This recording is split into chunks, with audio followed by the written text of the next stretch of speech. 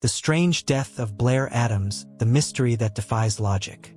Before we dive in, kindly hit the subscribe button and let us know where you are watching from in the comment. It began with fear. Fear that no one else could see. Fear that consumed one man in the summer of 1996. His name was Blair Adams. Blair was 31 years old. He lived in Surrey, British Columbia, Canada. By all accounts, his life looked good. He had a steady job. He worked construction. He was healthy. He had money in the bank. He had friends. But inside, something was wrong. In July 1996, Blair began acting strange. His mother noticed it first. She said he wasn't himself. He looked tired. He looked worried. He told her something that chilled her. "They're after me," he said. "Who?" He didn't say, but his eyes told the story. Blair's friends saw it too. He told one coworker that someone was trying to kill him. He told another that he needed to escape. People laughed it off at first. Maybe Blair was stressed. Maybe he was burned out. But this wasn't stress. This was terror. Blair stopped sleeping. He looked over his shoulder constantly. He changed his daily routines. He began withdrawing large amounts of money from the bank. He also went to his safety deposit box. Inside, he had stored gold and jewelry. He emptied it out. He stuffed it into a bag. Why? No one knew. On July 5, 1996, Blair made his first move. He drove to the Canadian border. He tried to cross into the United States, but the guards stopped him. He had too much cash, too much jewelry. They suspected drug smuggling. They turned him away. Blair returned home, but his paranoia didn't stop. The next day, July 6th, Blair tried again. This time, he took a different approach. He walked into a local car rental office. He booked a car. He paid in full. Then he drove across the border into Washington state. This time, no one stopped him. Blair was out of Canada, and his journey into madness had begun. Blair didn't stay in Washington. He bought a plane ticket to Frankfurt, Germany. This puzzled everyone. Blair had a friend in Frankfurt, a woman he had once dated, but she had no idea he was coming. When she found out, she told police later that she was shocked. She hadn't invited him. Still, Blair purchased the ticket. He packed his gold and jewelry. He carried thousands in cash. But then he never boarded the flight. Why? No one knows. Instead, Blair changed his mind. He canceled his plans to Germany. He rented another car. He drove across the US. He seemed to have no destination, just movement, always moving. People who met Blair on his trip remembered him. At a car rental desk, employees said he looked nervous. He paced. He seemed anxious to get away. At an airport, witnesses said he changed his ticket more than once. First Germany, then Washington, D.C., then another city. His plans shifted by the hour. It was as if he was running from someone who always knew where he was going. By July 9th, Blair ended up in Washington, D.C. He looked exhausted. He was unshaven. His eyes darted around, but he kept moving. From Washington, he headed south, down into Virginia, then into Tennessee. Why Tennessee? No one knows. Blair had no family there, no friends, no business there. Yet this is where his journey would end. On July 10th, Blair reached Knoxville, Tennessee. He went into a gas station. The clerk later recalled that he looked panicked. He asked for directions to a hotel. His voice trembled. His hands shook. The clerk gave him directions. Blair nodded, but he didn't leave. He paced back and forth in the parking lot. He muttered to himself. Finally, he got back in his car. He drove to a nearby hotel. At the hotel, Blair walked to the front desk. The clerk, a young woman, remembered him clearly. He was sweating. His pupils looked large. His words were rushed. He asked for a room. He paid in cash. He handed over a stack of bills. Then, just minutes later, he changed his mind. He asked for the money back. He said he didn't want the room anymore. The clerk gave him the refund. Blair left, but he didn't leave the parking lot. Security cameras caught him walking in and out of the hotel lobby at least 5 times. He opened the door. He walked inside. Then he turned around. He walked back out, over and over. It was as if he couldn't decide, or as if he was waiting for someone. The clerk said he looked terrified. He kept staring at the doors. Finally, Blair walked out for the last time. He didn't return. The next morning, July 11th, 1996, a construction crew arrived at a site near the hotel. It was a parking lot being prepared for new buildings. Workers saw something on the ground. At first, they thought it was trash, a bundle of clothes. But as they got closer, they realized the horror. It was Blair. His body lay half-naked in the dirt. His shirt was torn. His pants were off. His shoes were missing. His socks were inside out. Around him lay cash, thousands of dollars. US, Canadian, and German currency. Gold and jewelry were scattered in the grass. This was no robbery. Blair had been attacked. His injuries were severe. He had cuts and abrasions. He had blunt force trauma. His body showed signs of a struggle. And the most chilling detail, his cause of death was shock. His body had shut down. He had literally been scared to death. Police arrived. They were stunned. Who had done this? Why leave the money? Why leave the gold? It made no sense. This was the end of Blair's journey. But for investigators, it was just the beginning of one of the strangest mysteries they had ever seen. Blair Adams was alive, but not for long. And in the hours before his death, his movements made no sense. Every choice he made seemed desperate. Every move looked frantic, as if he was fighting against time itself. When Blair left Canada, he wasn't just traveling. He was fleeing. He told friends he was in danger. He told his mother someone was after him, but no one knew who. At first, he tried to cross the border into the US with money, gold, and jewelry. Border agents stopped him. They searched his car. They suspected smuggling. Blair was turned away, but his fear didn't stop. It grew stronger. The next day, Blair rented a car, a green Nissan Altima. He drove south. He crossed into Seattle. This time, the guards waved him through. From Seattle, Blair went to the airport. He bought a plane ticket to Frankfurt, Germany. He had a former girlfriend there. He had friends. Maybe he thought he'd be safe. But Blair didn't board the plane. Instead, he abandoned the plan. Why? No one knows. Witnesses in Seattle said he looked restless. He moved quickly.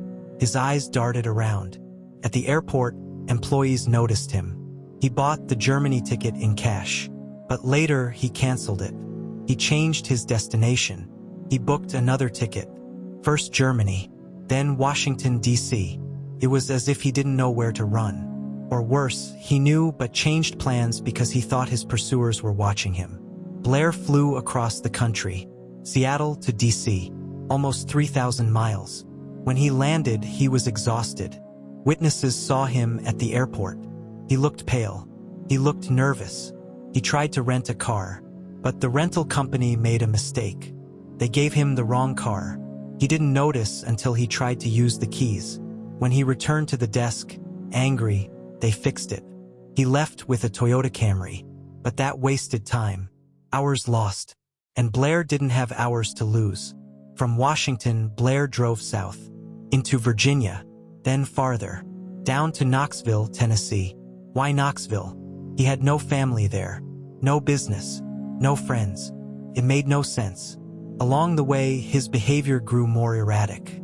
At one gas station, he stopped to refuel. The clerk later recalled his strange behavior. Blair seemed agitated. He asked strange questions. He wanted to know about local hotels. His voice shook. His hands trembled. The clerk said Blair looked like a man running from something. Blair bought gas. Then he stood by his car for minutes. He stared at the road. He looked behind him, as if waiting for someone to appear. Finally, he got in the car and sped off. That night, July 9th, Blair reached Knoxville. At a gas station near Interstate 40, witnesses saw him again. He walked inside. He asked the clerk for directions to a hotel. He looked terrified. The clerk gave him a list of nearby places. Blair thanked him, but instead of leaving, he wandered in the parking lot. He muttered to himself. He paced. For over half an hour, he lingered. Then suddenly he got back in his car and drove to the Fairfield Inn. At the Fairfield, his behavior grew stranger. Blair walked up to the desk. He asked for a room. He pulled out a thick stack of bills. Hundreds of dollars. He paid in cash. He signed his name. The clerk handed him the key. But before he left, Blair paused. He tapped the counter. He asked for the money back. "I don't need the room anymore," he said. The clerk stared at him, confused. But she gave him the refund. Blair walked out, but he didn't leave. Security cameras caught him. Blair paced outside. Then he walked back in. He looked around the lobby. He turned. He walked out again. Then he came back. He did this at least 5 times. It was like a loop. The clerk later said it was one of the strangest things she had ever seen. Blair wasn't drunk. He wasn't high, but he looked hunted. Every time the lobby doors opened, he flinched. Was he waiting for someone? Or running from them? After his final walkout, Blair disappeared into the night. No one saw him check into another hotel. No one saw him eat. No one saw him sleep. The next morning, construction workers found his body. The timeline between leaving the Fairfield Inn and being discovered dead just hours later is still unclear. Investigators pieced together fragments. Witnesses reported a man matching Blair's description walking near the construction site after midnight. He stumbled, as if drunk or injured. He clutched his stomach. Others said they saw nothing. But when daylight came, Blair's body was there. The scene stunned detectives. His clothes were ripped, his shoes gone, his socks inside out, his pants pulled down. Around his body lay thousands of dollars. Canadian bills, US bills, German marks, gold coins, jewelry. Nothing was taken. If it was robbery, it made no sense. If it was murder, it was sloppy. And if it was suicide, then why all the money? Why all the travel? The questions multiplied. Investigators interviewed everyone who saw Blair in those last 48 hours. The border agents, the car rental employees, the ticket clerks, the gas station attendants, the hotel staff. Every single one described the same thing. He looked scared. He looked desperate. He looked like a man running from shadows. But shadows don't kill. Someone did. Yet the case made no sense. Blair traveled thousands of miles. He spent thousands of dollars. He left his job, his home, his family. He ran from something, but he never said what. And when his body was found, everything he carried was still there, as if whoever or whatever had chased him didn't care about the money. By July 12th, Blair's body was at the morgue. His family in Canada was devastated. His mother wept. She had begged him not to leave. She had seen his fear, but she couldn't stop him. Now her son was dead, and the mystery was only beginning, because the investigation into Blair Adams would reveal theories darker than anyone imagined. Theories of crime, theories of madness, theories of something else, something that made no sense. For more chilling true crime stories, don't forget to like, comment, and subscribe to the channel. Morning Light, Thursday, July 11th, 1996. Knoxville, Tennessee. The sun rose over a half-finished parking lot. Gravel, dirt, dust. A place that would soon become a new office complex. But on this day, it became something else. A crime scene. Construction workers arrived early. They parked their trucks. They grabbed their tools. They prepared for another hot summer day. Then one worker noticed something. First, he thought it was trash. A bundle of clothes lying in the dirt. Torn fabric. A jacket. But as he got closer, his stomach dropped. This wasn't trash. It was a body. The workers froze. They stared. Then one of them shouted. The body belonged to a man. He was half naked. His shirt was ripped. His pants were off. His socks were turned inside out. His shoes were missing. The workers called 911. Police arrived minutes later. The scene was bizarre. The man's body lay sprawled in the gravel. His bare legs were twisted, his arms outstretched, his face frozen in pain. And around him, scattered like puzzle pieces, was money. Thousands of dollars. US bills. Canadian bills.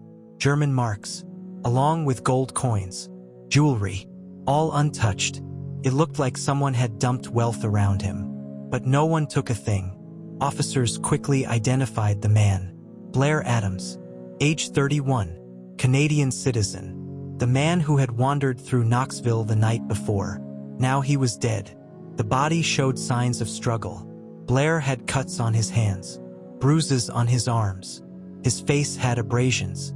There was a large wound on his forehead. His lips were swollen. It looked like he had been beaten, but there was no weapon nearby. Detectives studied the ground. They found footprints. Some were Blair's, some weren't, but the tracks went nowhere. They circled. They overlapped. Then they vanished, like ghosts had walked through the dirt. The coroner's team loaded Blair's body into a van. It was taken to the morgue. Detectives searched the area again. No car keys, no wallet, no identification, only money, only gold. It was the strangest crime scene many of them had ever seen. By afternoon, Blair's autopsy began. The findings were even stranger. Blair had suffered numerous cuts and abrasions. His scalp was torn open. His stomach had ruptured. His body showed evidence of blunt force trauma. But the true cause of death? Sepsis. Blood poisoning caused by his ruptured stomach. In other words, Blair's body had gone into shock. His own system shut down. The medical examiner shook his head. It didn't look like a typical murder. It didn't look like suicide. It looked like chaos. Back at the police station, detectives tried to build a timeline. They knew Blair had been alive the night before. He had wandered into a gas station. He had walked into the Fairfield Inn. He had paced back and forth in the lobby. He had canceled his room. He had vanished into the night. Hours later, he was dead. Witnesses came forward.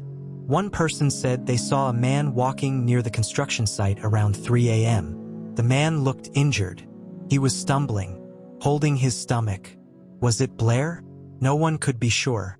Another witness claimed they saw a vehicle in the area that night. A light-colored car, possibly following someone. But police couldn't confirm it. The strangest detail remained the money. Why would a killer leave it behind? If Blair had been robbed, the scene would look different. If Blair had been targeted, why leave everything untouched? Detectives puzzled over this. It was almost as if robbery had never been the point. As if Blair's death was the point. Meanwhile, news spread. Canadian found dead in Knoxville. His body surrounded by cash and gold. The media swarmed the story. Reporters asked questions. Who was he? Why was he here? Who killed him? But police had no answers. Back in Canada, Blair's family was shattered. His mother, Sandra, broke down in tears. She remembered the last time she saw her son. He had been restless, nervous. He had told her someone was after him. She had tried to calm him down. She had begged him not to leave. But he had left anyway. Now he was gone. Detectives dug deeper. They looked into Blair's background. He had no criminal record, no drug history, no gang ties. He was a normal man. So why had he carried thousands in cash and gold across the country? Why had he been so terrified? Why Tennessee? Investigators searched Blair's rented Toyota Camry. Inside, they found more clothes, more maps, receipts from gas stations, travel documents. But nothing explained why he had come to Knoxville. Nothing explained who he feared. Days turned into weeks. Police interviewed everyone again. The hotel clerk, the gas station workers, the car rental staff, the border agents. Every story matched. Blair had looked scared. Blair had looked paranoid. Blair had looked like he was running from something. But no one knew what. Theories began to swirl. Some thought Blair was the victim of a random attack. Some thought he had a mental breakdown. Some thought he was caught in something bigger. But nothing fit. Because how does a man end up dead, with his valuables scattered around him, in a city he had no reason to be in? One thing was clear. Blair didn't die peacefully. He died violently. He died afraid. He died alone, in the dirt of a parking lot, hundreds of miles from home. Detectives pressed on. They needed answers. And soon, the theories would only grow darker. Because the more they looked into Blair Adams, the less sense his death made. The facts were clear. Blair Adams was dead. His body was found in a parking lot. His valuables were untouched. His cause of death was shock from a ruptured stomach. Everything else was a mystery. Police began with the most obvious question. Was Blair murdered? His injuries suggested violence. Cuts, abrasions, a blow to the head. His body half-naked, shoes missing, pants pulled down, signs of a struggle. But if it was murder, where was the weapon? Where was the suspect? Why leave the money? It didn't fit. The second theory. Suicide. Could Blair have caused his own death? Could he have injured himself, ripped his own clothes, and collapsed? The coroner doubted it. His stomach rupture was consistent with trauma, not self-inflicted wounds. And suicide doesn't explain the scattered money, or the frantic days before his death, or his desperate claim. Someone is trying to kill me. No, suicide didn't fit either.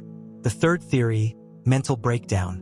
Was Blair suffering from paranoia, schizophrenia, a sudden psychotic episode? It was possible. Mental illness can strike suddenly in young men, can cause paranoia. It can make someone believe they're being hunted. Blair's friends remembered he had quit his job recently. He seemed restless. He spoke of people trying to kill him. He told his mother the same thing. He emptied his bank account. He took gold and jewelry. He crossed borders. He changed flights. He acted erratic. It all looked like mental collapse. But there was one problem. Mental breakdown doesn't explain the physical evidence. It doesn't explain the injuries on his body. It doesn't explain why his pants were removed. It doesn't explain why he was found barefoot, in the dirt with thousands of dollars tossed around him. Even if Blair had snapped, someone else was there in that parking lot. The fourth theory, robbery gone wrong. At first glance, it made sense. A man traveling with gold and cash? That's a target. Maybe someone followed him. Maybe someone attacked him. Maybe the attacker panicked. Maybe they fled, leaving the money behind. But again, why leave the money?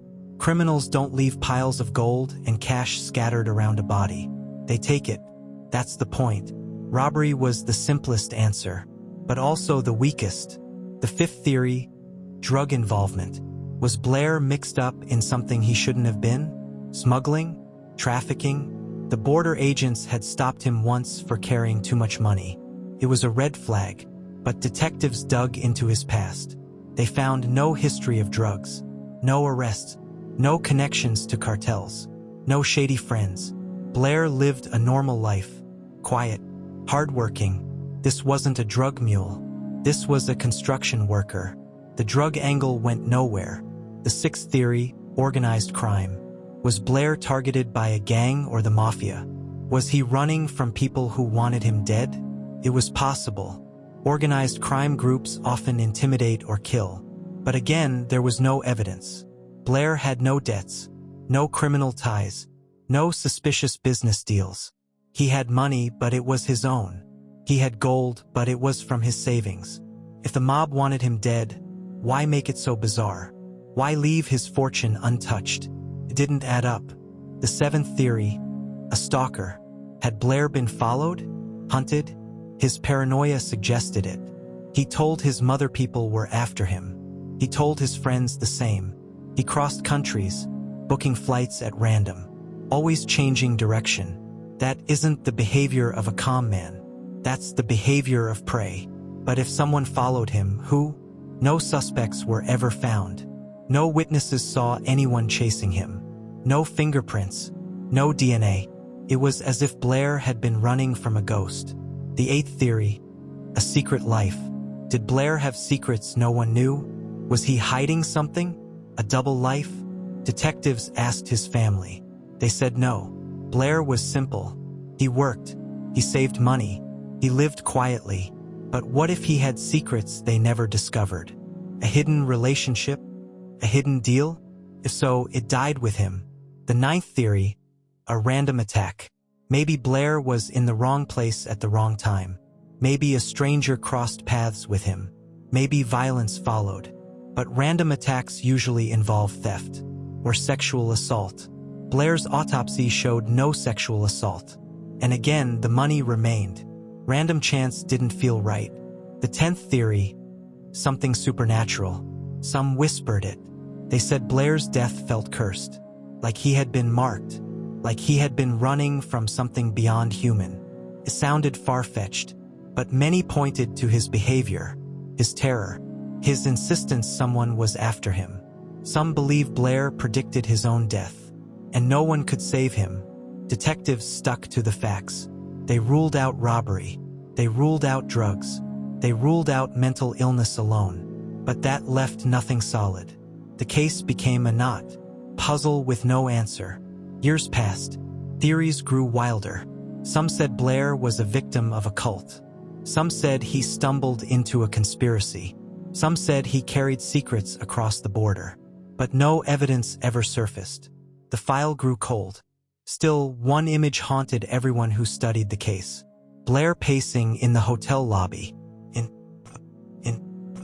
looking over his shoulder, flinching at the doors, as if he knew death was near. He was right. Every theory twisted. Every explanation failed. And Blair's story only grew stranger. The courtroom had gone silent. The conviction was gone. Ingmar Guandique was free. And the Levy family was back at the start. No justice. No answers. Only more questions. For Chandra's parents, it was unbearable. They had buried their daughter.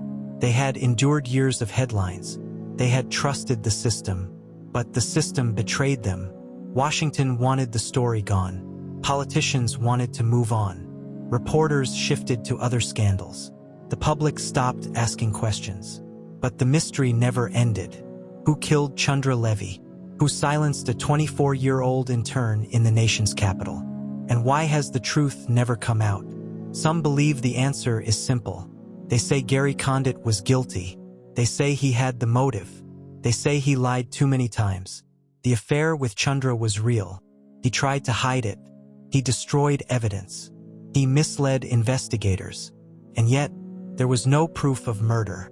Not a single piece of physical evidence tied him to the crime. Condit himself insists he had nothing to do with it.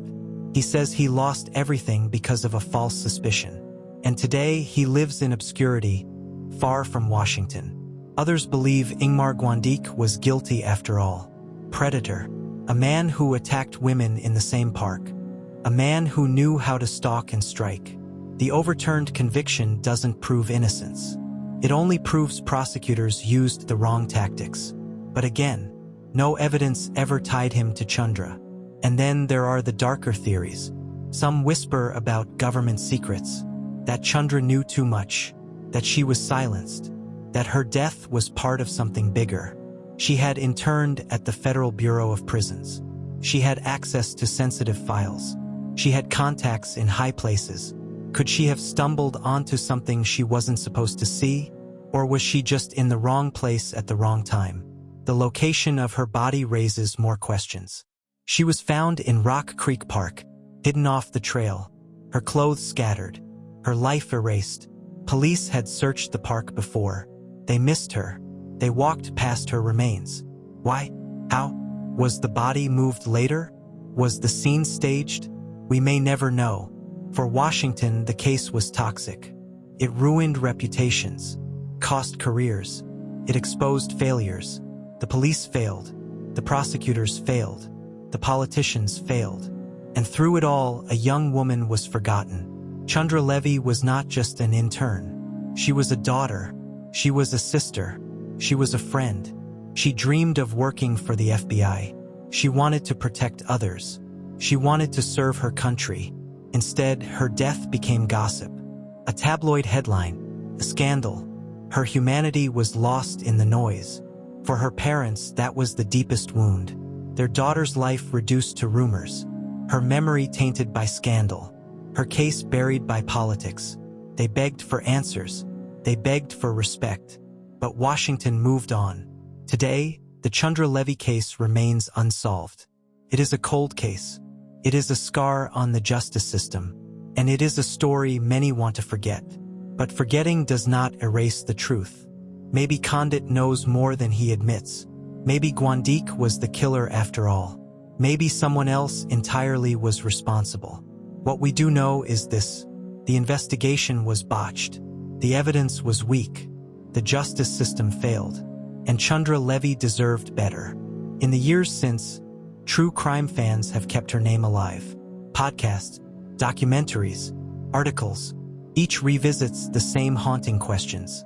Each reminds us that this case is not closed. The Levy family still waits. They still want justice. But time is running out. Memories fade. Witnesses vanish. Evidence is gone. And Washington would prefer silence. That is why this story matters. Because it is not just about a single murder. It is about power. It is about corruption. It is about failure. When a young woman can vanish in the capital of the United States, when investigators chase the wrong leads, when prosecutors convict the wrong man, and when politicians walk away, it shows us something chilling. No one is safe, and justice is never guaranteed. Chandra Levy's ghost still lingers in Rock Creek Park. Her name still haunts Washington, and her story is a warning that the truth can be buried, a warning that scandals can silence justice, a warning that the powerful can move on while families suffer. But you and I, we remember, we tell her story, we refuse to let it fade, because the case of Chandra Levy is not just a mystery. It is a mirror. It reflects the flaws of a nation, and it asks a question we still cannot answer. Who killed Chandra Levy? Until the day that answer is found, her story will remain one of America's darkest. For more chilling true crime stories, don't forget to like, comment, and subscribe to the channel.